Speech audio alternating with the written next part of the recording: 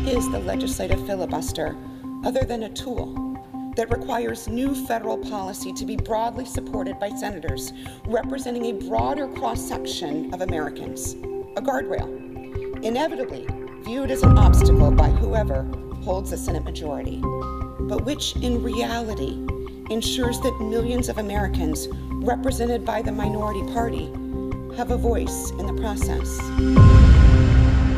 Hey everybody, welcome to the Muckrake Podcast. I'm Jared Yates, Sexton. I'm here as always with Nick Hauselman. We got a treat today. We got author Jonathan M. Katz, whose new book, Gangsters of Capitalism, Smedley Butler, the Marines, and the Making and Breaking of America's Empire. He's going to come by, talk about his new book. We're going to get in the weeds on this stuff. Before we do, though, Nick, we talked about this last week. We kind of knew where this thing was going. It kind of played out exactly as we expected it would. Joe Biden's agenda for the Voting Rights Act, trying to somehow or another fight back against the Republican push to disenfranchise people of color and Americans. Schumer had a plan. It was harebrained and just crazy enough that it just might work. We knew that Joe Manchin or Kyrsten Sinema was going to stand up and basically kill this thing in the water. That is what has happened. It feels bad. It's not good. There's a lot to say about it. But what's your initial reaction here? Did it feel so bad to Kyrsten Sinema, that she was like on the verge of tears speaking to the Senate the other night? I'm still troubled and can't figure that out, what was happening there. But did you sense that when she was saying her speech, that she was on the verge of crying? If you think that I hate myself enough to subject myself to watching videos of Kyrsten Sinema speaking, you don't know me very well. Forgive me. I thought, like every people who want to rubberneck an accident, they all watch this. Listen, I got to be honest with you. These speeches don't matter. These speeches aren't real. They're not heartfelt. They're PR performances. They are simply there to misinform you and lead you away from what's actually happening, which is that Kyrsten Sinema and Joe Manchin and other Democrats and other Republicans who oppose this stuff are bought and sold by the wealthiest special interest in the United States of America. Everything else is just whipped cream on top of shit. That's all it is. Well, speaking of misinformation, can I just throw out a sentence from her speech, because I thought that was really interesting. Because remember, this whole thing is centered about the filibuster and how important historically this is for like the minority, people in the minority to be able to have a voice and represent people. Right. We have to remember that the senators, the Republican senators, even when they've had control of the Senate, represent at most 44% of the country. And that was on purpose. That was how it was set up. But here's one of the things she said that I had to write down and transcribe, as in honor to Kimmer, who's the transcription of our stuff. Did you sit down and listen to Kyrsten Sinema's bullshit and type it out? I did. At least this part. Wow. I did. Wow. That's ready. It's good stuff. Good. Here we go. Yeah, she said, she's concerned, by the way, Jared. She really is just concerned. It's incredible. If we could somehow, Nick, if we could harness all of the concern yeah, and just somehow or another power cities with it, I think we might just power our way out of this problem. Yeah, it's like Monsters, Inc. We just need to be able to, to use that. Bring it together, all that concern. If you could, listen, I think the concerns could do it, but if you could get the thoughts and the prayers. Oh, all we would need is Collins from Maine. Her concern alone would power like the entire United States. Incredible. We would solve power scarcity in our times. That would be incredible. So she's concerned. Okay, right, good. So she says, a tool. She's describing the filibuster, quote, a tool that requires new federal policy to be broadly supported by senators representing a broader cross-section of Americans. A guardrail, inevitably viewed as an obstacle to whoever holds the Senate majority, but which in reality ensures that millions of Americans, represented by the minority party, have a voice in the process. That's what she describes it. It's a tool that she describes, and that represents the minority, because they're the downtrodden and the people who are going to get walked over. Now, is she lying? No. Okay. And she's not, but I want to point something out. that the word minority is doing a lot of work, because we've been taught that the minority, and this is how the United States of America was set up, how our halls of power was set up, how the government was set up, how everything was set up.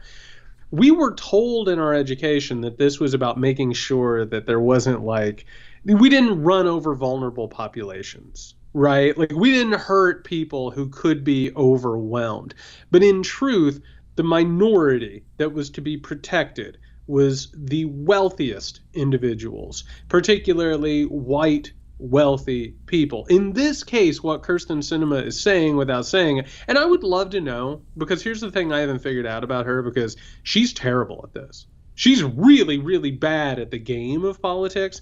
I would love to know if she understands this. The minority that she is speaking of are corporate CEOs. It's lobbyists for the most powerful special interest in the United States. That's the minority that she is talking about protecting. Here's the thing, because she also says, I fully support the notion of protecting, the rights and understand the voting rights, understand what states have done in the past to disenfranchise people. She throws all that stuff out there for people. But then she somehow insists that the only way they can possibly do that is by getting the 60 votes. That it has to be a voting process, like we would, pass this law, and not by the filibuster. What? Which couldn't happen. Couldn't happen. It wouldn't. We couldn't even get 60 votes when they had 60 votes for Obamacare. Wouldn't it be interesting, Nick? And tell me if this helps. Tell me how this checks out. Tell me how this falls upon your ears. Are you ready? My glasses are off. Tell me if this, because maybe I'm talking crazy. Maybe I'm taking crazy pills here, Nick. Maybe I'm talking straight bullshit. But do you think that there is any possibility that the same people who are lobbying and giving money to people like Joe Manchin and Kyrsten Sinema, these CEOs, these libertarian millionaires and billionaires, these companies who are interested in never ever having anything pass through the halls of power that would actually help you or me or regular Americans, would you think that there's any possibility that those are the same people and the same organizations that are paying think tanks and institutes to cook up anti-democratic policies and laws, and also to, I don't know, get together and talk about how to possibly overthrow elections and sort of undermine democracy? Does that sound crazy to you? Well, all right, let's do a little crossfire, a little counterpoint. Love it. Because here's the thing. I get the corporate interests and how nefarious that can be as it relates to the way we govern this country. However, I'm telling you, by the way, that this is actually what is happening. I hope people have figured out that this was a bit. But yes, that's what is happening. But I'm not so sure I follow the rationale behind corporate elite America being so concerned about the Voting Rights Act specifically. Honestly, I feel like they make money independent of whether or not the elections, they can protect the elections. Oh, they do make money independent of the elections, but they can make a whole hell of a lot more money. So one of the things that's been coming out recently about January 6th is that all of the strategies and all of the ideas have been paid for by these people.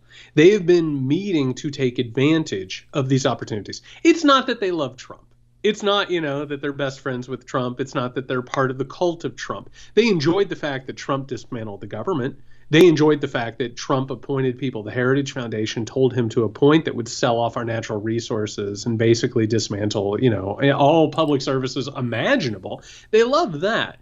But they also want to make sure that they're able to take control of the government a little bit more, that you're not going to get people in there who are able to rock the boat and somehow or another, I don't know, raise taxes, pass regulations, or do things. It is taking advantage of a window that Trump and the Republicans have opened for them, if that makes sense. Yeah. You're right. I guess I was a bit half-baked on the idea, because you're right. Even just regulations alone, knowing that the Republican Party would dismantle as many as possible, which then directly leads to a lot more revenue on that side. Okay, I guess I can follow that, and that there is that inherent notion of, it's funny that the party that has the reputation of being, the people's champion, the Democrats in theory, couldn't, and they tried to somehow also been on that side of corporate America too, and like or they couldn't win that PR war because listen, it's not like the Democrats have been awesome at keeping regulations in place and protecting the environment either, but. Okay, so I can see that, and that's a real problem. And people like Sinema, here's the problem: we've had in the past them rail against the filibuster and recognize how it's a white supremacist thing. If you trace the history of it, it's not this hallowed tradition in the Senate that was supposed to be you're protecting something. And again, are you telling me the golden eagle of liberty didn't fly down with the plan for the filibuster? No. Just a beautiful golden eagle shined by the Philadelphia Liberty Hall. Just all that straight bullshit. You're telling me that this wasn't cooked into the pie at the very beginning? That's with weird. Lee Greenwood in the background. No. Lee Greenwood sucks, man. We haven't mentioned him in a while. I felt like we had to drop it in there. Yeah, we got to get Lee in there every now and then. Yeah. But, I kind of forgot what I was going to say. But, yeah, that is... The history of the filibuster is so wrought with the need to get in the way of actual voting rights anyway, and equal rights for everybody. Like that's why it's just so galling that they're using this grand notion of like protecting it. Now, the biggest problem I have is that someday the Democrats are going to be in the minority. And then they're going to need the filibuster, right? That's the big, overwhelming, caution about all this stuff. Well, here's the thing. We know that the Republicans would do away with the filibuster in a minute, as soon as they have a chance when they want to do it, right? Like that's sort of what I would say they do. Now, the only protection we have against that is that they're such ineffectual idiots that even when they have control of all three branches of the government, they can't get shit done anyway, right? Like that's the craziest thing is all they got done under Trump would be the tax cuts. It's all they could figure out and make it happen. I think that's shifting. I hate to be the wet blanket man. I hate to be this person. But one of the reasons they weren't able to get a lot of that done is because the Republican Party before Trump was a libertarian-focused group. Right? It was your Paul Ryans who basically wanted to come in and carry out austerity. Meanwhile, all the Patriot Caucus Tea Party people were just wild-eyed freaks. You know what I mean? That basically the ancestors at this point of Marjorie Taylor Greene and her gaggle of assholes. They were in the middle of a civil war. This is why that's why John Boehner couldn't remain speaker. That's why Paul Ryan couldn't remain speaker, is because they were at odds about what they were actually doing. You had all the serious Republicans who were like, no, get rid of all taxes and all regulations whatsoever. And then other people were coming in, they're like, what about the mole children? And that is part of the radicalization. And to be frank, when they are able to gain some sort of a majority at this point, you're going to have a bunch of people who are basically on the same page, which again, and this is important, is a healthy dose of bullshit of things like CRT and other things, but it's also a bunch of things that are cooked up by the Heritage Foundation and all of these think tanks who go ahead and say this is what's going on. And I want to talk really, really quickly. I don't know if you've seen this. The founder of the Oath Keepers was just arrested for sedition in January 6th. He is probably going to jail because the Oath Keepers tried to overthrow the government of the United States of America and were idiots about it. And basically were like, hey, we have weapons. We're ready for this, right? They tried to overthrow the government. Like, not well, but they did. Do you know who's not going to jail? Do you know who isn't even being scrutinized except for in sources and articles that only like people who pay way too much close attention to this pay attention to? The corporations and the think tanks who put all this together, who came up with the legalese, who pull the strings behind all of these scenes. Meanwhile, we're talking about Kyrsten Sinema, who is just a figurehead at this point, somebody who can stand up and draw all the ire, and she loves it. She loves being that person, and it suits her, and it helps her politically and economically. She's soaking up all this money.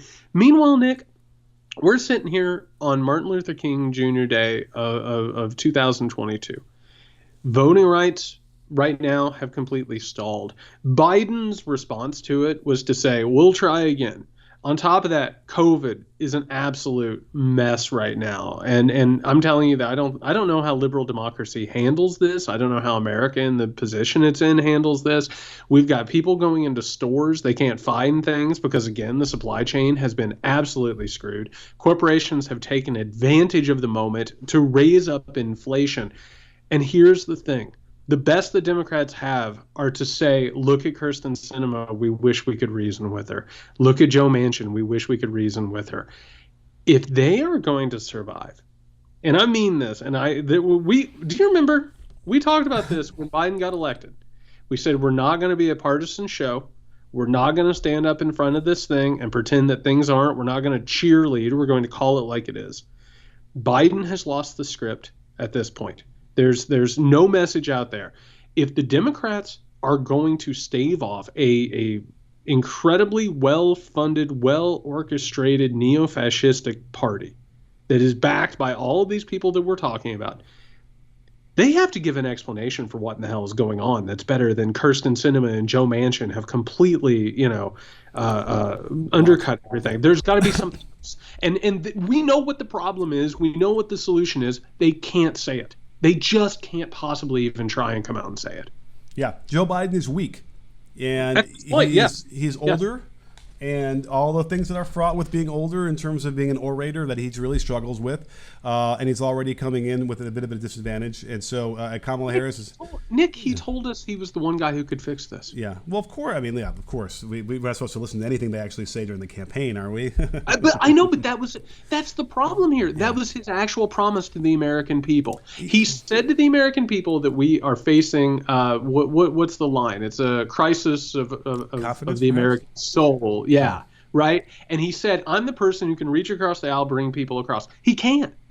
That's not where we are right now. There has to be a shift or a change in how we talk about this. And the Democrats are just, I'm sorry, they're standing around on MLK Day being like, well, can't really hold a vote at this point. Yes. Sorry. I mean, listen, what we need is someone that could, because remember, the whole idea of democracy is kind of like a state of mind. We talk about this all the time. Yep. So that's why orators and those people who can inspire are so important, because they kind of make you forget about how ineffectual government really can be. And listen, I want to defend there's a lot of programs out there that benefit a lot of people across the landscape. And that's why it is important to have government, and it is important to have regulations and these things. But, Ronald Reagan wasn't exactly lying when the 9 words, the most frightening words you're going to hear are, I'm from the government, I'm here what can I do to help? You know what I mean? Like, there is a notion of truth to that as well. And so as a result, they just kind of destroyed all of these, the whole mindset we would require to keep democracy functioning properly is gone, right? And everything's been pulled away. When we see this, when we hear Jonathan Katz talk about in his book, you really start seeing how the sausage is made, and you really start to realize, like, what, maybe this hasn't been what we thought it was this whole time. Certainly Trump pulled that away and let us see the scab underneath. It's not even a scab; it's a festering wound. Ugh. Yeah, and here's the thing. When I was doing my research on Franklin D. Roosevelt and the New Deal, one of the things that really struck me in all of this, and I want to put my cards on the table, that's right now the only thing that's going to save this, which is somebody who is willing to come out. And if you read FDR's speeches, particularly his addresses and his campaign speeches, he came out and he said, I have to tell you something, which is that the wealthy and the powerful have completely captured the country. And they're instilling anti-democratic trends in this country. They've taken over the government. They've taken over all ways of life. And he would say to Americans, I know it, and I know that you know it. And guess what? Everyone around America is like, yeah, that is what has happened. Like, it's very clear that that's what's occurred. And he said, I'm going to go and I'm going to fight him. And, as we talk about with Katz, and as I keep finding, like, the wealthy put together political action groups. They tried to overthrow his presidency in a fascist coup, and he weathered it. Mm-hmm. You know what I mean? Like, he was able to stand up, and he was able to take this shit on. And right now, to just say, I don't know, folks, we just don't have the votes, that doesn't do it. Do you know what I mean? That there's you want me to go out and find you more people based on the fact that you haven't been able to do this? Like, that doesn't work. Like, that's not a cohesive message. That's not a clarion call. That's not a rallying cry. That doesn't do anything. It's honest to God, and I would be interested to see how you feel about it. It feels like a national malaise part due. Yeah. Well, here's the contrast I can offer up to you. When Trump ran in 2015, he had a broad section of senators condemning him as this ridiculous person, right? Yep. And within, a year of him becoming president, all of a sudden, all of them were completely in line, ready to vote for whatever he told them to vote for. Now you can surmise how and why and what the circumstances were, and they were probably, some of them were pretty nefarious, but that is not a bad example of at least like a strong leader coming in and leading the party that they're in charge of. This is what Biden is not doing. It can't figure it out. Yeah, where's the punch at Sinema or Manchin? Right. There's a fear. The honest to God fear is if he says anything cross to them. And this is what administrations do. And Democrats have been terrible about this forever. If I say something to them, they'll leave. Yeah. I mean, Joe Manchin has an open invitation to join the Republican Party. Mm-hmm. I assume Kyrsten Sinema would be more than welcome, although they might not put up with her shit. Like, Wait, do you want to elaborate on that or not? Yeah, I don't know if the Republican Party would want Kyrsten Sinema. I don't even know if a Sinema family reunion would want Kyrsten Sinema. Are we talking like family values? I'm talking about in general. Okay. I'm talking about having somebody like this around. Mm-hmm. I mean, I'm sure she would fit in with the Republican Congress, but as a Republican senator, that's not what they do. Yeah. Well, they actually, weirdly enough, the Republican Party stratifies what their personalities are. Like the absolute crazy assholes are in the House, and the senators are the ones who have the closest ties with these people. She sort of weirdly straddles that, but. The Democrats, particularly the Biden administration, are terrified of saying anything cross to either one of them or these other Democrats who are afraid of stepping out behind the filibuster. They can't talk about neoliberalism. They can't talk about corporate cash. They can't talk about what's happening in the economy. But they have to discover courage. They have to discover boldness, because this ain't cutting it right now. Right. I mean, because I think your point is the opposite. Like, if it doesn't work, then you're still in the same place, but at least you might have a chance. You don't lose shit at that point. Yeah, and again, look, did Trump ever say anything bad about Ted Cruz? Actually, I think Trump was pretty respectful of Ted Cruz. Sure. And I can't imagine that he ever would have accused his dad of killing Kennedy and his wife of being a dog. Yeah. How about Lindsey Graham? Did he ever say anything? Did he ever give out Lindsey Graham's cell phone number? So here's the thing about this, and everything that you're saying here is exactly right, because it is psychological. Politics is psychological. So much of it has to do with which narrative is winning, or which narrative has control, right? If you make life hell for Manchin or Sinema beyond people being upset with them on Twitter or making memes or whatever, if you actually say, you know what, I don't know that there's room in the Democratic Party for you. Matter of fact, I don't even know if you're officially going to be a Democrat in the next primary. Like, you start pushing those things, you start making them lightning rods, that changes things. That shifts things. And you're exactly right. At this point, you're going to end up in the same spot if it doesn't work. And I don't know if you saw this.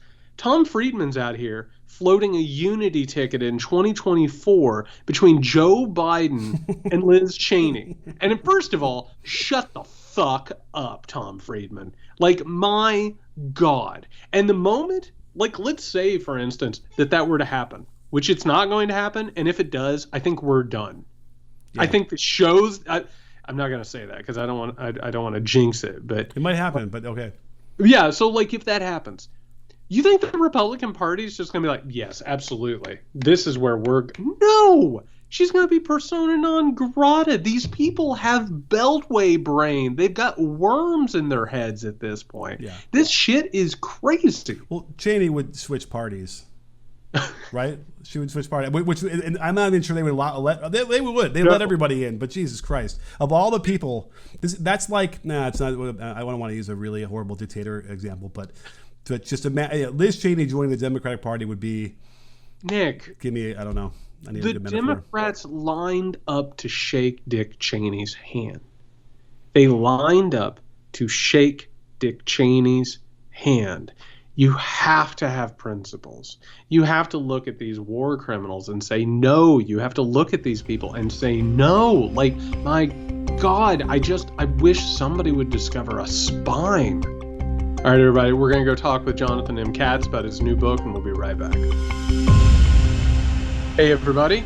Welcome back. I got to tell you, we have a real treat today. We have Jonathan M. Katz, who is the author of Gangsters of Capitalism, Smedley Butler, the Marines, and the Making and Breaking of America's Empire. I would go through your accolades, Jonathan, but I'll just go ahead and say that you are one of the most respected and best nonfiction writers out there. Everybody should know who you are, read all of your work, and it's an absolute treat. So thank you so much. Thank you. That's a great intro. Could you just follow me around and do that everywhere I go? I'll be your hype man, and I'm more than happy to do it. Particularly as I think you've written a really important book here. And before we get into the substance of this, I was hoping that you could talk a little bit about the subject or the opening that you use to get into the subject, which is Smedley Butler, who is one of the, I think, one of the most amazing and underappreciated American figures ever.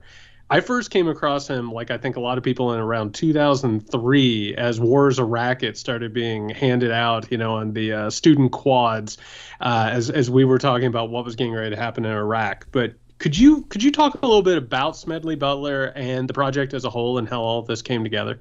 Yeah, so Butler was a Marine, and he lied about his age at 16 and joined the Marines during the war in Cuba against Spain.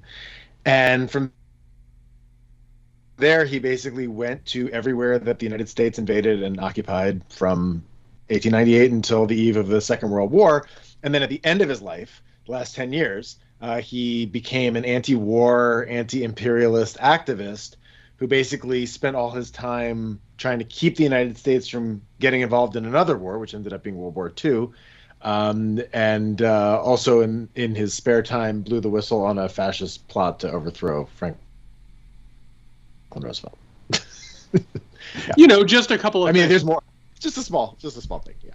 Well, I just want to say I'm glad that you went ahead and broached this because, I've been talking to people. I'm writing this book myself, and I've been talking to people about the business plot.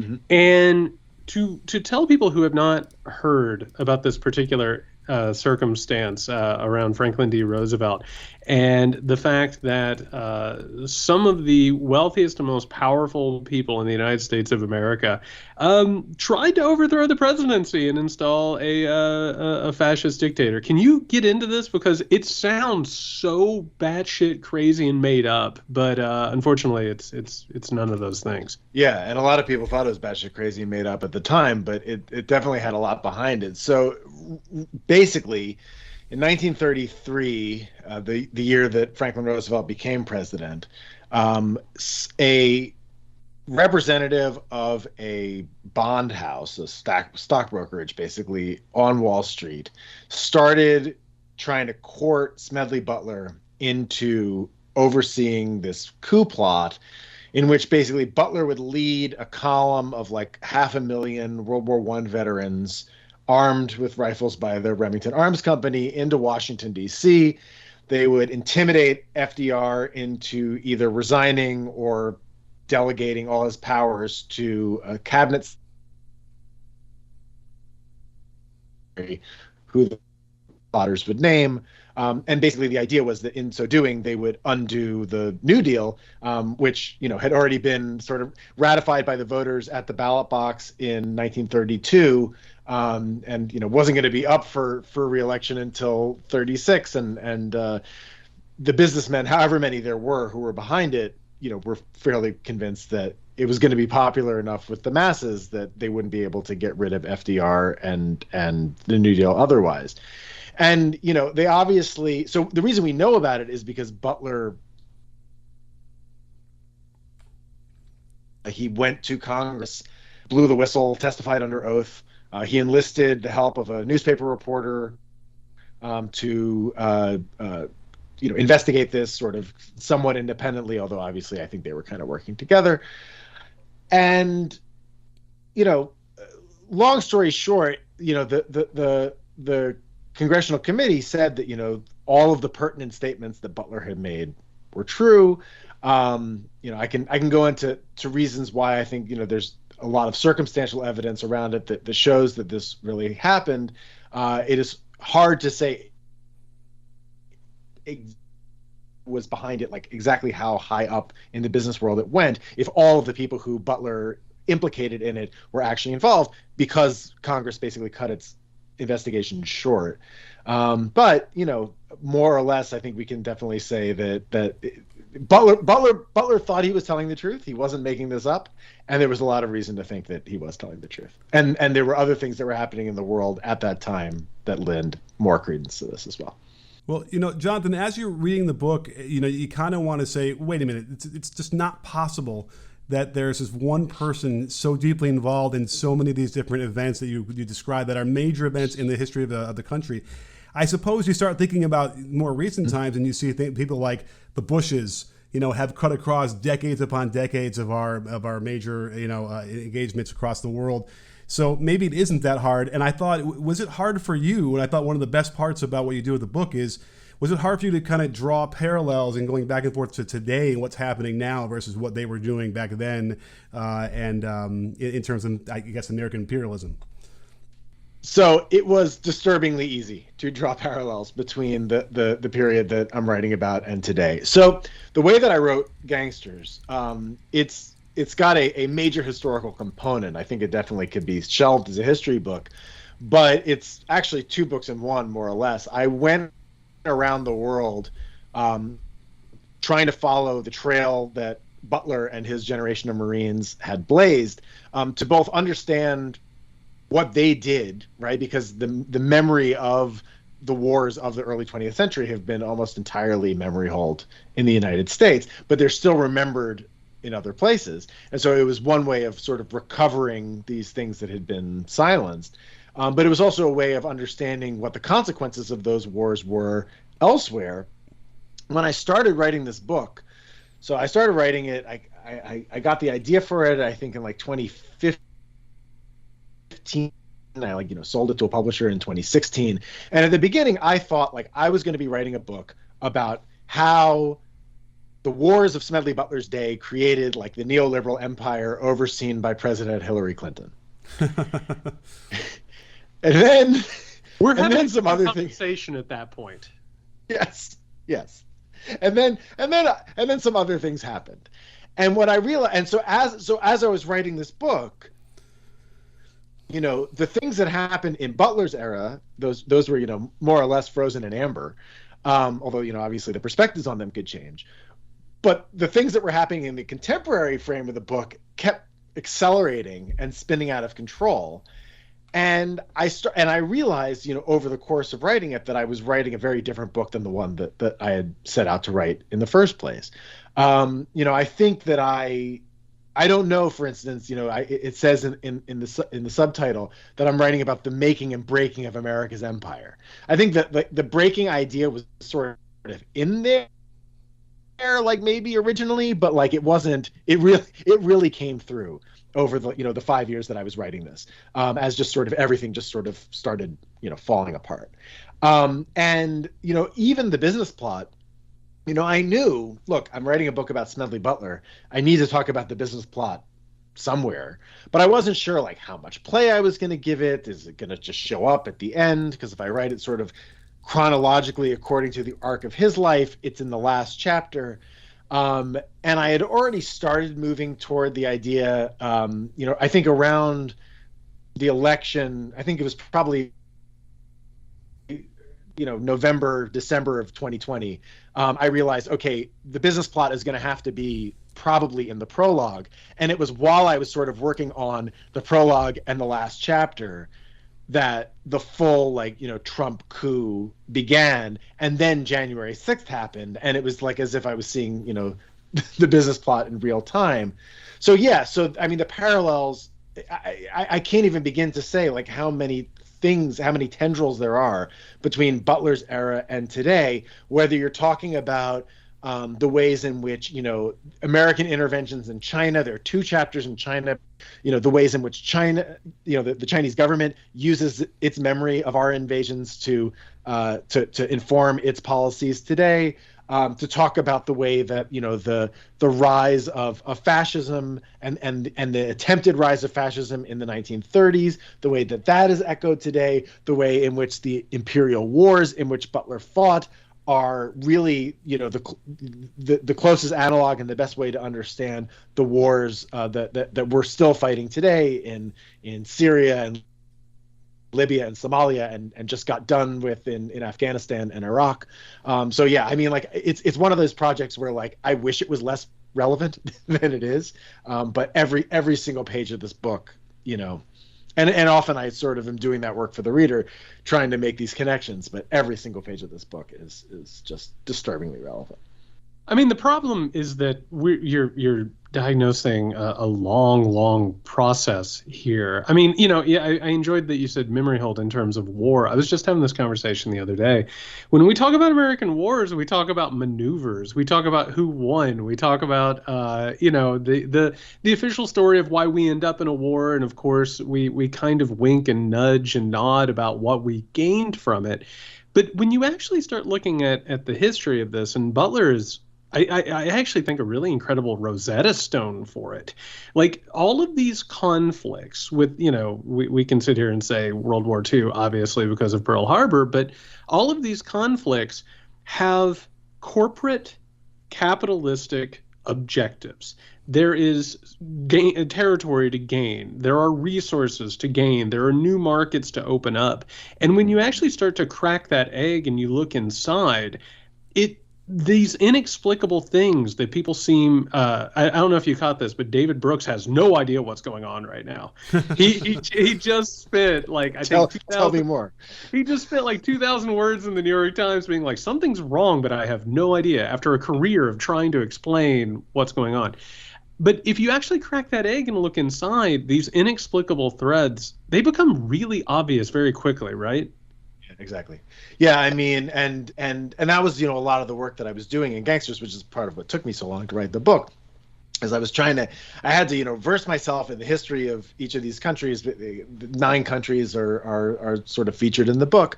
And then also, like the historiography and the fights, within the historiography, and then also just trying to like unravel and kind of read against the grain, what happened, like what got us in there. Out there if you do the work going through each individual war. But I don't think that anybody had put at least the wars that I'm talking about had put them all together in sequence, and also showed the extent to which it's the same people being involved time after time. So I think part of this has to do with just like how fewer people were around at the time, and also just how small the Marine Corps was, and how small like the sort of this rogues gallery of capitalists who end up everywhere. But like there's this guy named Roger Farnham who shows up in all of these different places. Two highlights are that he is the bagman for William Nelson Cromwell, who is maybe familiar to some people because of the law firm Sullivan and Cromwell, which is still around today. And Sullivan and Cromwell is sort of, they are one of the all-time villains, depending on how you tell the story, or heroes, I guess, if you're an imperialist, in sort of the story of America's empire, especially in Latin America. They are maybe even better known to some students of American history because 2 of their board members, John Foster, it was their connections on Sullivan and Cromwell, and Sullivan and Cromwell's client, United Fruit. That was sort of the movement behind the scenes in the coup to overthrow Jacobo Arbenz in Guatemala in 1954. The founder of Sullivan and Cromwell, William Nelson Cromwell, he was this big dude in the plot to separate Panama from Colombia for purposes of building the Panama Canal, because essentially Teddy Roosevelt decided we needed this canal in order to connect the Atlantic and the Pacific, to connect the Atlantic and Pacific fleets, and to connect the Atlantic and Pacific shipping lanes.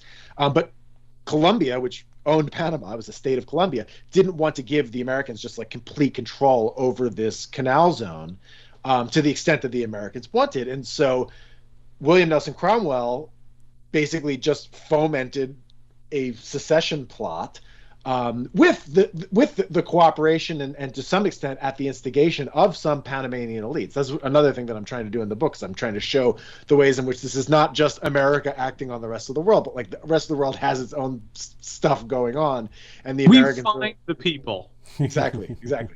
And so Roger Farnham is he's this kind of rogue banker, who he's kind of been moving all over like Central America, and he's also an ex-journalist, and he's kind of this go-between between Cromwell and the Panamanian conspirators. He plants a story in the newspapers in the States where he basically says, like, there's going to be a coup on November 3rd, 1903. Watch for it, and then it happens, right? It's just, he's the one who sort of prepares the ground for this. He then moves through all these other things, and then he's also in Haiti when, in 1915, Haiti, which got its independence from France has imposed this crippling indemnity in exchange for diplomatic recognition. The Haitians have gone to the Americans to pay back the indemnity, to get some loans, and Citibank is worried that the Haitians aren't going to repay their loan. Goes to William Jennings Bryan, who's Secretary of State, and says, hey, I have an idea. Why don't we send the Marines ashore? They'll rob the Central Bank of Haiti. They'll take half the gold out and take it to a vault in Wall Street. This sets Haitian politics on its ear. A Haitian president is assassinated for the last time that a Haitian president was assassinated until the summer of 2021. And then Smedley Butler and the Marines invade. And so, like, you can tell, like, you may be as exhausted as I am just having told those little bits of the story. And that's like, those are just scratching the surface of those individual stories. These things are really complicated. And it's not enough to just say, like, oh, there's this, shadowy cabal behind American foreign policy, and they're the ones pulling the strings.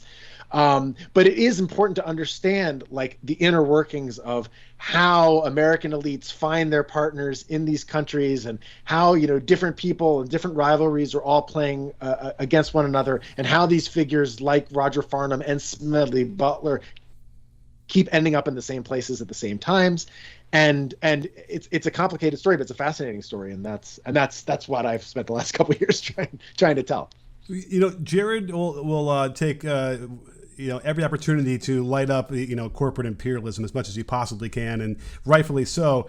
And I see that in the book, but I also think what hit me harder, like a 2x4 in the face, was just the blatant racism that has not only was like occurring, quote unquote, but like was just like accepted for probably like thousands of years. This isn't even like a little blip in our history. So I'm kind of curious how you feel. Are those two things like separate in your mind as you went through these, following this guy, or is there like a cause and effect here?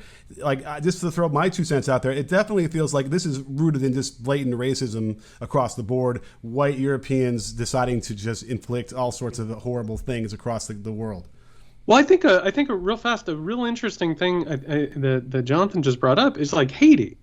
Haiti was absolutely hobbled from the very beginning of its independence, and then everybody took that economic and political hobbling as proof that they couldn't handle themselves, that they couldn't take care of themselves. So all of a sudden you have self-fulfilling prophecy, right? Yes, exactly. I mean, I think there's a lot of different ways to look at it. You can see that, for instance, in so at the beginning of the book, right, in 1898, essentially, when Americans are trying to decide what are we going to do with the Spanish colonies that we're seizing, right? Because there had been sort of an appetite to swallow Cuba. That went back to the founding of the United States, when originally it was looked at as sort of a place to expand slavery, or a place that already had rampant slavery, that we could that the slave power, could add to its constituency. But what happens is, by 1898, 1899, the super racists, like, guys like Pitchfork Ben Tillman, who's just one of the most disgusting, I can cuss on here, right? Sure. I think we already cussed. He is just one of the most bluntly racist motherfuckers that's ever existed in American history. He literally was an architect of Jim Crow. He literally oversaw a surge in lynching as governor of South Carolina. He then is on the Senate floor inveighing against the annexation of the Philippines, because he's basically like, if we annex the Philippines, we're going to get all these non-white people. And he lists them all, by racist category. And it ends up having to be a compromise between the super racist neo-Confederate, essentially isolationists, and the equally racist but different racist expansionists like Teddy Roosevelt, who was 100% a white supremacist, but hated the Confederate lynching people. He was the waspier, although he was like of Dutch descent, but he was the sort of WASP style paternalistic but still murderous. I think of them as cocktail racist.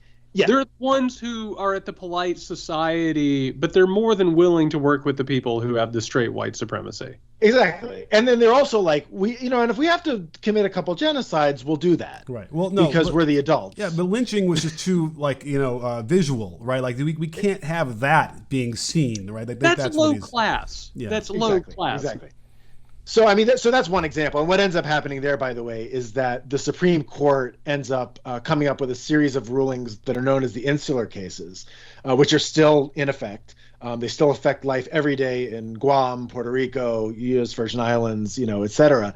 But basically, they said that well, just because something becomes a territory of the United States doesn't mean that people there deserve rights, and they can't get constitutional protections, they can't get representation in government, and that's a compromise that's acceptable to somebody like Pitchfork Ben Tillman, because he's like, oh well, as long as I don't have to sit next to a Filipino congressman who then will have equal voting power to me, then I'm okay with it.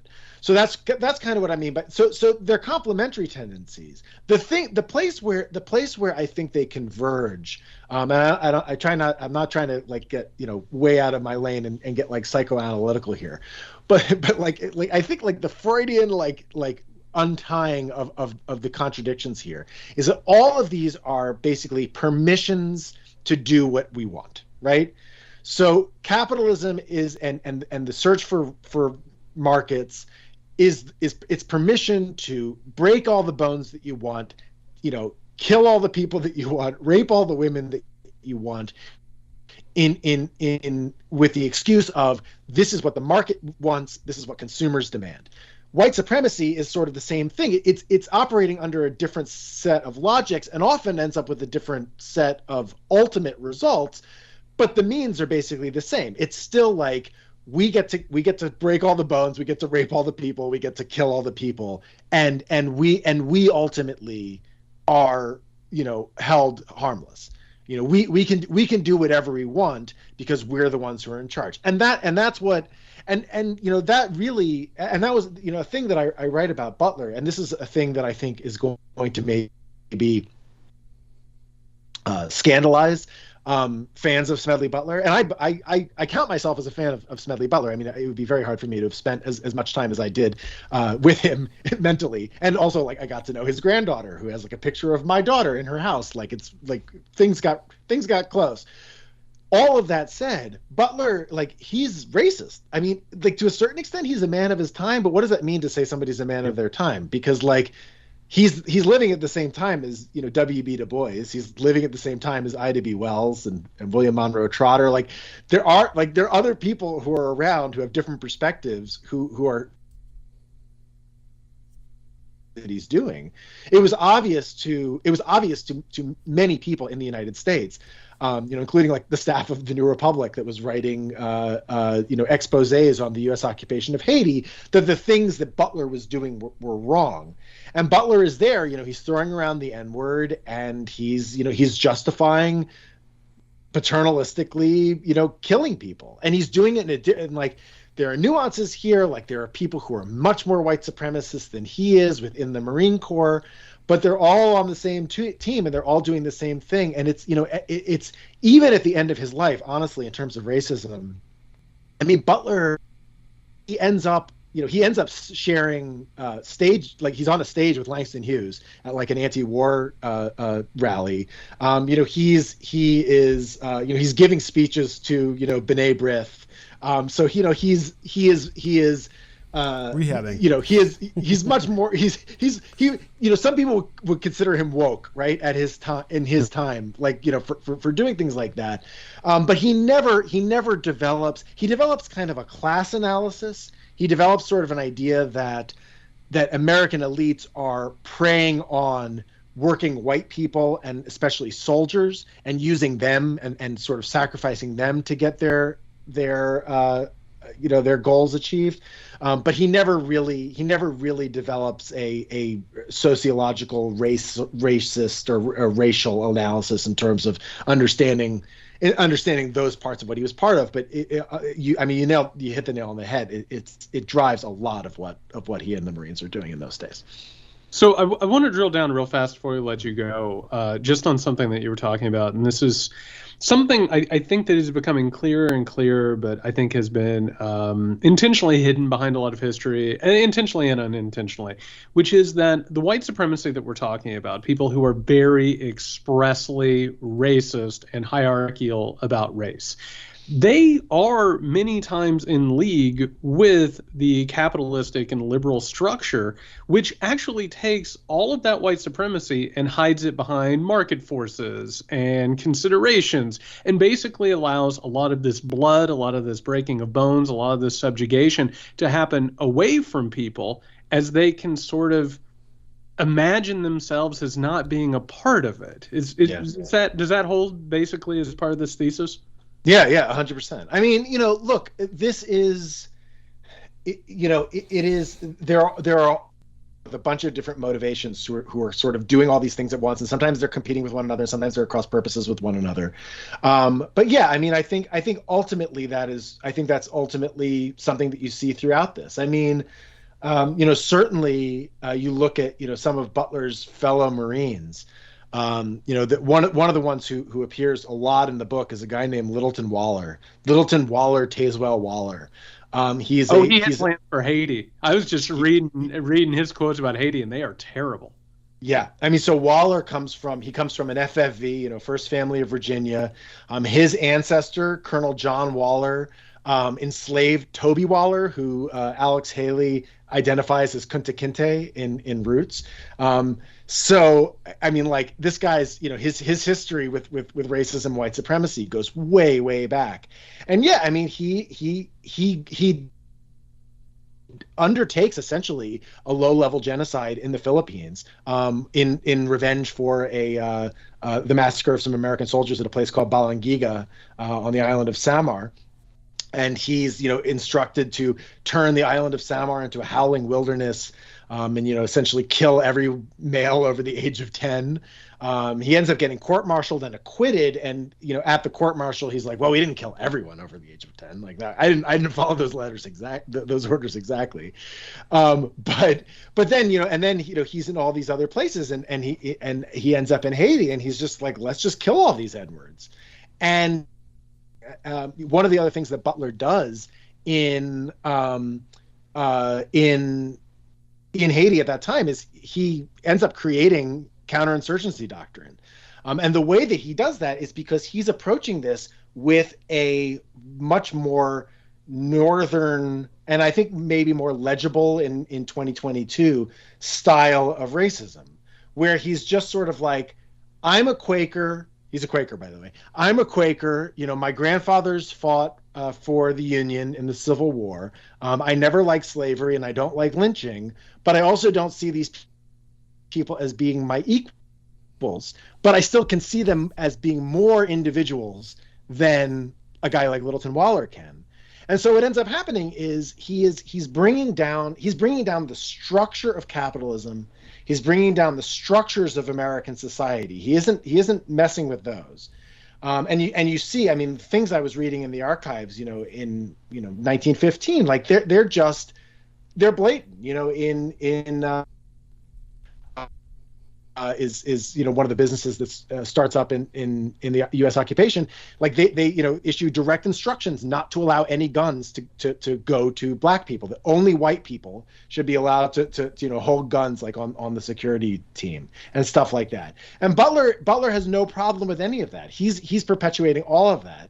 And what he ends up doing militarily is, because he's able to sort of look at individuals as being more individuals and give them sort of more respect as individuals than somebody like Littleton Waller can, then he ends up being able to sort of implement an even more effective method of control over Haiti and over Haitians, which ends up becoming more brutal and allows the United States to continue a military occupation that lasts for 19 years, which is a record that was only broken recently by the United States and Afghanistan for continuous military occupation.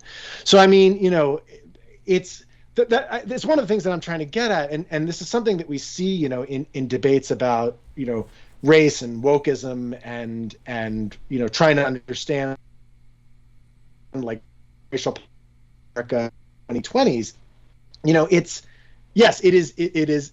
is important to understand the difference between somebody who is just. It's important to understand the difference between like a Derek Chauvin, I don't know how I actually pronounce his name, but Chauvin, the guy, I don't know if he even deserves to have his name pronounced correctly. Like it's important to understand the difference between a guy who like literally puts his knee on George Floyd's neck and crushes the life out of him, and just uses racial epithets and uses that kind of violence, and somebody who kneels and puts on a kente cloth, but then continues supporting the prison industrial complex and like doing all the other things that like perpetuate white supremacy. But it's also important to understand how ultimately, even though those things are sometimes at cross purposes, sometimes those people hate each other, they ultimately can sort of end up moving in the same direction. And again, that was something that Butler, even in his self-critical period at the end of his life, that was a level of analysis that he never had, because he didn't have access to that kind of thinking. He wasn't blessed with the kind of sources that some of whom existed at the time, but he just wouldn't have had the bandwidth or the understanding to read. Well, Jonathan, Jared and I have a runner throughout our podcast throughout the years where he will very cogently, break down the essence of something about the history of our country. And I'll pause and I'll turn to him and I'll say, Jared, why do you hate this country so much? And I kind of wonder, when you look at, even just looking at the chapter list of your book, and it's like, the greatest hits of some of the worst atrocities you can imagine the United States for committing. It's like, Rambo wants everybody to love them as much as, the vets love the country. How do we get to this point where, like, we have to face these things, but still try and, not want to, I guess, leave it because we can't love it based on what we know was going on in the past so brutally, and in the face of, like, how the Constitution had promised such lofty ideals and then completely and utterly ignores those when it deals with anybody else besides, the people that they wanted to apply it to. Yeah, I mean, so Butler's answer to that is that Butler never lost faith in America, even during his extremely critical phase. His critique was that the America that he had been part of and the things that he had done in America's name didn't live up to the ideals that he had been taught America stood for.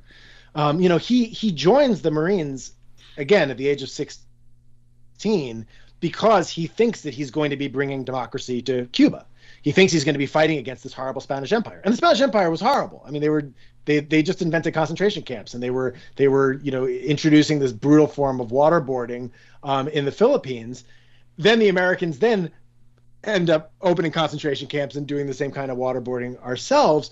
But the first idea was right, which was that like that imperialism is bad, that kind of colonialism is bad, that kind of racism is bad, and Butler is accessing a tradition that exists in America and goes back to the founding. And to a certain extent, that's a lot of people's answers. I mean, there's been a lot of talk lately about the 1619 Project. especially Nicole Hannah Brown's, introductory essay. But that was really, it's fundamentally a somewhat conservative and pretty, it's a pretty like hardcore patriotic like take on America and what America could be, like a real anarcho leftist, Marxist Leninist would be like would reject a lot of her argument that like, oh, America was never this, like America. And so she and Butler and a lot of people, I think, me to a certain extent, like, I grew up with this vision of sort of what America can be, and to a certain extent I still subscribe to it. I think that again, it's important, and this is one of the things that I was trying to do in this book, and it's why I sort of spend as much time as I do parsing the different kinds of racism and parsing the different kinds of killing and parsing the different kinds of crimes that are being committed, because the United States, and I cite a number of sources that make this case very persuasively. The United States helped inspire Nazi Germany, right? And the Nazis took, like, especially their race laws, they took a lot of inspiration from the American authoritarian, especially Jim Crow, race law tradition. But that doesn't mean that the United States is Nazi Germany. Like we somehow avoided, in part maybe because people like Smedley Butler at key moments, kept the fascists from just like taking over entirely. The Nazis have been among us, right? Those kinds of people have been among us. They're still among us. They're trying to take over now, but they remain a very powerful and very destructive minority. And they are one of a multiplicity of voices. And this country is also full of people who are like, no, we actually believe in democracy. We actually believe in pluralism. We actually believe in, social democracy, maybe even socialism. Like, somebody like FDR, who, you'll encounter in Gangsters, he's a friend of Smedley Butler's. He's in Haiti during the occupation of Haiti. He's involved in like this kind of corrupt scheme to like, profit off of Haitians. But he, as he matures a little bit more, and then when he becomes president, he looks and sees what's happening, and he's like, actually, we need a little bit more social justice, and I need to be like a little bit more of a traitor to my class, which is what sort of ends up, getting people wanting to take him down. And so, it is, maybe somebody who's a better radical than I am will just be like, oh, Katz, you're just making excuses. But like, I really do think that, like, the good thing about America, the good thing about this country, is that we have had these currents of people who have been fighting for social justice and who have been fighting for equality, economic, racial, gender, etc., throughout our history. And sometimes they're winning and sometimes they're losing, but they haven't been counted completely out of the fight yet. And the big tragedy of Smedley Butler's life is that he did so much on a personal level to ensure that the forces of reaction and violence and exploitation and murder were strengthened and given power and were given this empire over the course of his life, so that by the end of his life in the 1930s, he does blow the whistle on the business plot, but his whistle blowing on the military industrial complex essentially falls on deaf ears, and his ability to prevent a war from breaking out between the United States and Japan, which, say what you will about like the outcome of World War II and like whether history would have been better like this or better like that, a lot of people suffered, especially in the Pacific War, and that was that is not as noble a war as even the war in Europe, or as a war as Americans often like to think that it is. And Butler was completely ineffectual at trying to undo the things that he had done. And a lot of us find ourselves in that situation. I mean, as we're facing climate catastrophe, and as we're facing the degradation of democracy and all these other things, like a lot of us have played a role in helping create these structures that now we're to some extent powerless to tear down. But the fight is still going on, and as long as there are still some people, and hopefully a growing number of people, I don't know, but maybe not. But as long as there are still some people who are able to sort of carry that torch of the past and grab those ideals, even if they haven't been fully realized in the past, and try to make something better of them, then we can keep ourselves from just falling into the abyss. I couldn't agree more. And everybody, we've been talking to Jonathan M. Katz, the author of the new book, Gangsters of Capitalism, Smedley Butler, the Marines, and the Making and Breaking of America's Empire. It's coming out, I believe, the day this podcast comes out. Congratulations on that. Where can good people find you? So first of all, I have a newsletter. It's called The Racket, for obvious reasons. You can find it at theracket.news. It's a newsletter and podcast. Right now, I'm doing a series called Gangsters Movie Nights, where I'm having guests on to watch movies about things related to themes from the book. The first one we did was Spencer Ackerman and I did Harold and Kumar Escape from Guantanamo Bay. Sure. And you can find me on Twitter at Katz on Earth. All right. Thank you so much. Thank you, guys. All right, everybody. That was Jonathan M. Katz. Again, his new book, Gangsters of Capitalism, I think is a must-read. I think it brings things into pretty incredible clarity, which is shocking. What happens if you look at history from, realistic angles? It's engrossing because the brilliant, I mentioned it earlier, was that he can do this Zelig-like thing with this guy in every major, imperialistic conflict we've had in that time period, but it also then connects directly with what's going on now, and he brings that in together. I mean, he's got 2 chapters on Philadelphia alone, and then the one on Philly about police officers, and we get into almost the history of policing. It just continually reinforces where we came from and what the foundation of this country is, and why that's the motivation to change, right? That's not like we have to hate the country. It's we know what we did, and this is why we have to continue to progress. Yeah, and the opening segment of this, I think, was appropriately frustrated. I think there's a reason to be pissed off right now, and I think there's a reason to want something different at this point. But I want to say this. This is a note of something that I've noticed. So Katz's book, I think, is really, really good. The book I'm working on, I feel like, has a lot of similar threads, a lot of the similar incidences, a lot of discoveries that I made, Katz is talking about. But it's not just that. I'm hearing so many people start to reconsider history and start to reconsider what the problem is right now, which is something that we've been doing now for a couple of years. We've been tracking this thing down, trying to figure out what's going on. I think that we've come together with a pretty good understanding of where we are, where we've been, and probably where we need to go. But I'm hearing it elsewhere too, man. And it feels like the scales are starting to drop off of the eyes. Do you know what I mean? Mm-hmm. Like it's starting to feel like the people are putting the puzzle pieces together and understanding how we've arrived at this point, what the problem is, and also what the threat is too. Like we've talked about this, the media has they've started to begin to understand that something's bad is happening, right? They're at least starting to consider the possibility of all these things that we've been talking about for 2 fucking years. I was going to say 6 years, but I guess it's... Well, yeah, no shit. We've been on this for 6 years at this point.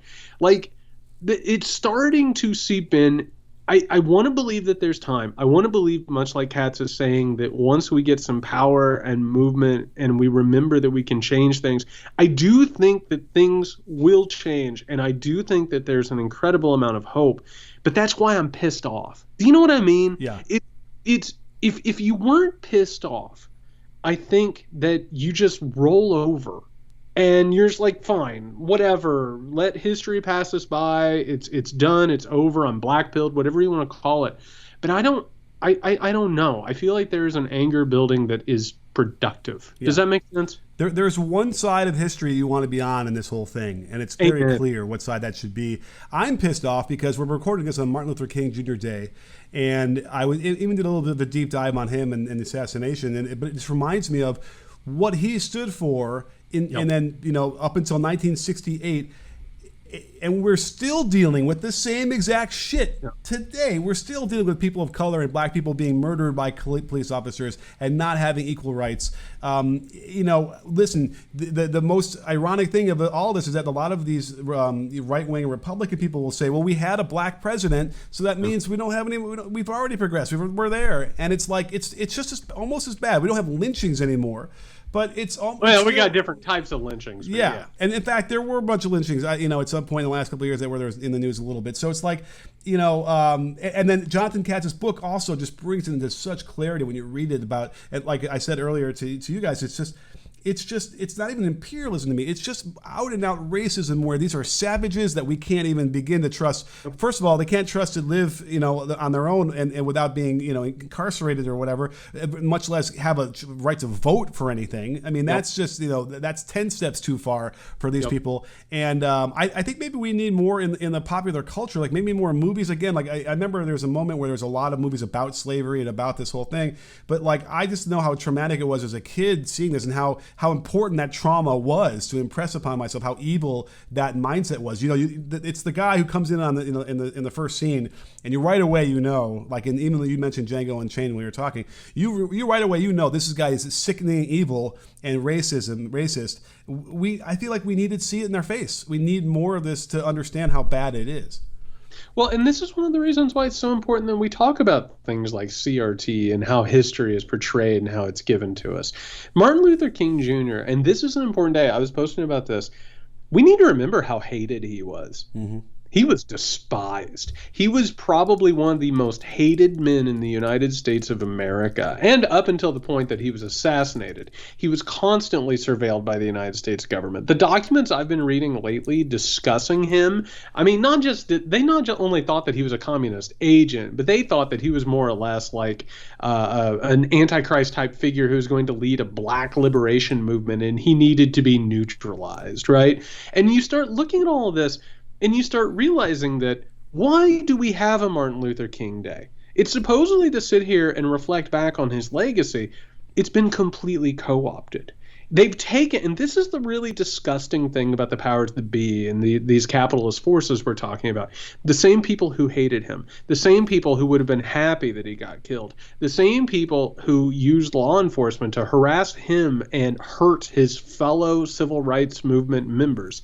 Those same people can now post about Martin Luther King. They can say, you know what, look at all the progress he made. We don't need to do anything anymore. Did you know we had a black president? Racism is done in America. And then what do? They benefit from the remaining white supremacy and prejudice and inequality in the system.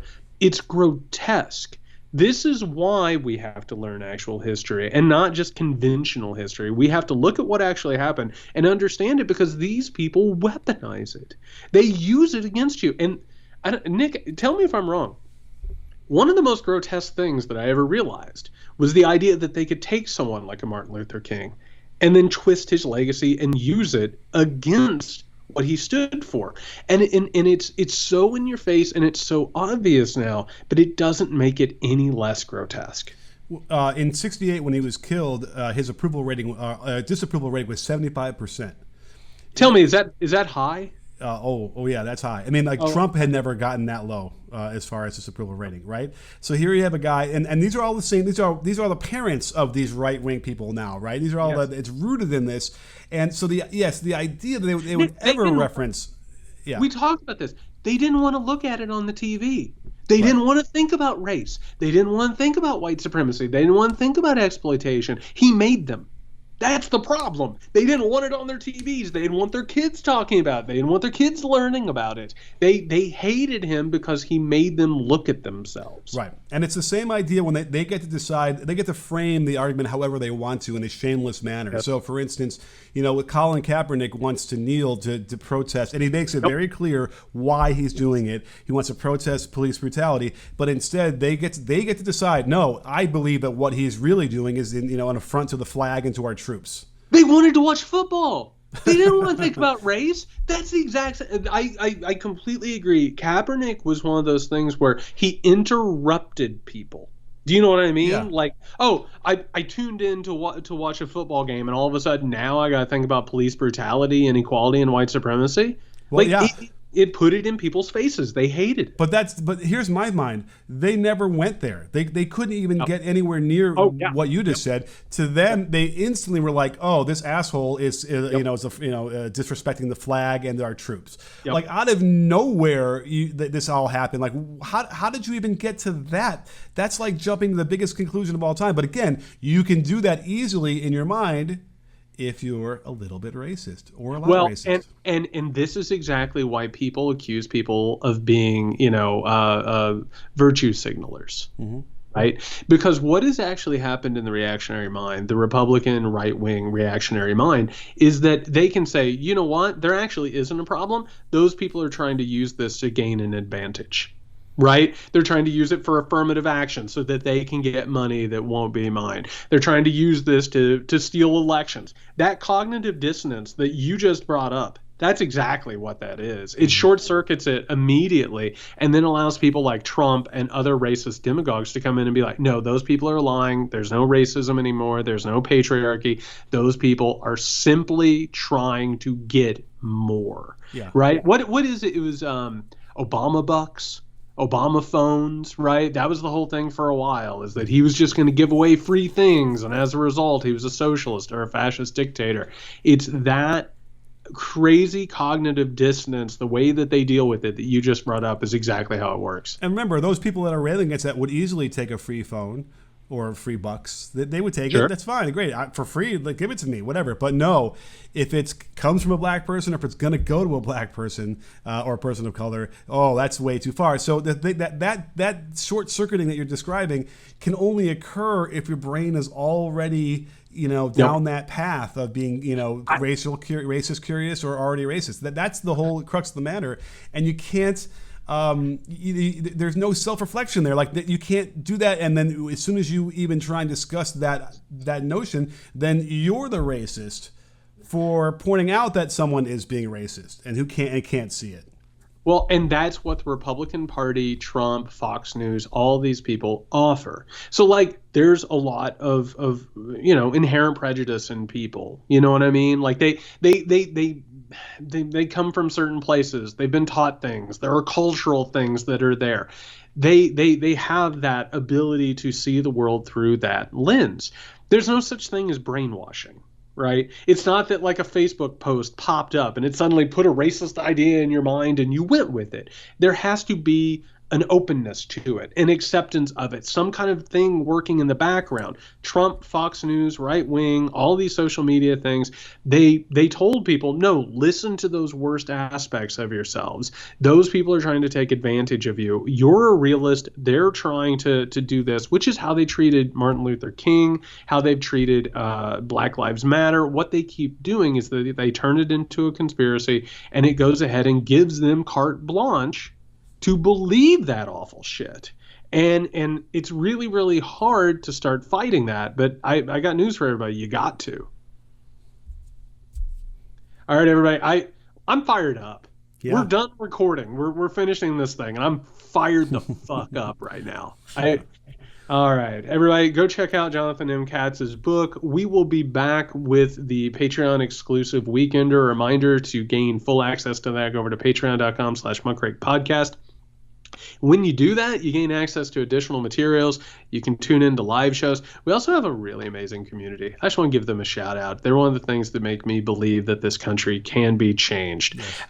And they're wonderful, good people. We thank you so much. We wouldn't be able to do this otherwise. We just wouldn't. And we really, really appreciate your faith in us and your passion. So thank you for that. Again, that's patreon.com/muckrakepodcast. If you need us before the Weekender, you can find Nick at Can You Hear Me SMH. You can find me at JY Sexton. Fired up. Be safe out there.